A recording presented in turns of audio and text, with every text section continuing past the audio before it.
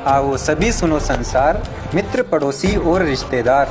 बड़े दिनों में फिर एक बार 27, 28 और 29 जनवरी तीनों दिनों तक लगातार ये नए वर्ष का प्रथम त्योहार आप सभी का है अभिनंदन।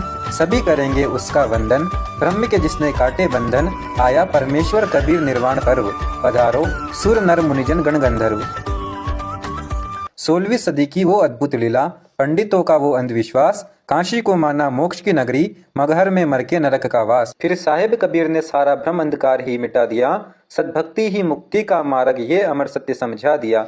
तब 120 वर्ष के साहेब कबीर बोले, मैं ये भ्रम निवारण करूंगा, काशी में ही अगर मुक्ति है तो मैं मगहर में मरूंगा। निकल पड़े साहेब, पैदल देना था सबको जवाब, काशी के राजा साथ चले और चले मगहर के नवाब।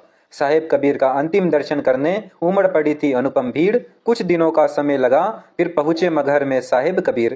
पहले तो ये बहती थी, फिर शिव ने दे दिया श्राप, अब सूखी पड़ी है आमी नदी, यूं बोले मगहर के नवाब। उसमें भी जल भर दिया हाथ से करके इशारे, ऐसे समर्थ कबीर थे सबने लगाए जयकारे। ऐसी अद्भुत शक्ति आपकी, दरिया में भर दिया नीर, नदी लबालब भर गई, फिर उतरे साहेब कबीर। किया तब अंतिम स्नान, बोले तो चादर लाओ, एक को तो मैं ओढ़ूंगा और एक नीचे बिछाओ। गृह युद्ध की हुई तैयारी, दोनों ओर से निकली तलवार, हिंदू कहे जलाएंगे, मुस्लिम दफनाने को तैयार। फिर बोले सतपुरुष कबीर, सुनो रे मूर्ख नादानो, 4 दाग से रहित हूं मैं, कुछ ज्ञान हमारा मानो।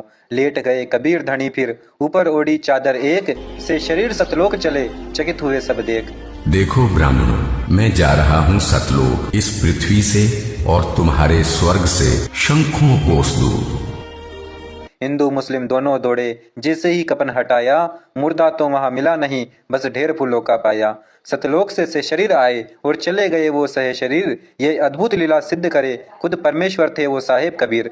रोए और पछताए सभी, हम इनको पहचान ना पाए, बेर भाव सब दूर भुलाकर एक दूजे को गले लगाए। लेकर आधे फूल वहीं से एक एक चादर उठाई, हिंदुओं ने मंदिर मुस्लिमों ने दरगाह, दोनों ने ही यादगार बनाई। उसी साहेब कबीर के तत्व ज्ञान को आज जिसने समझाया, संत रामपाल जी महाराज के रूप में खुद कबीर प्रभु को पाया।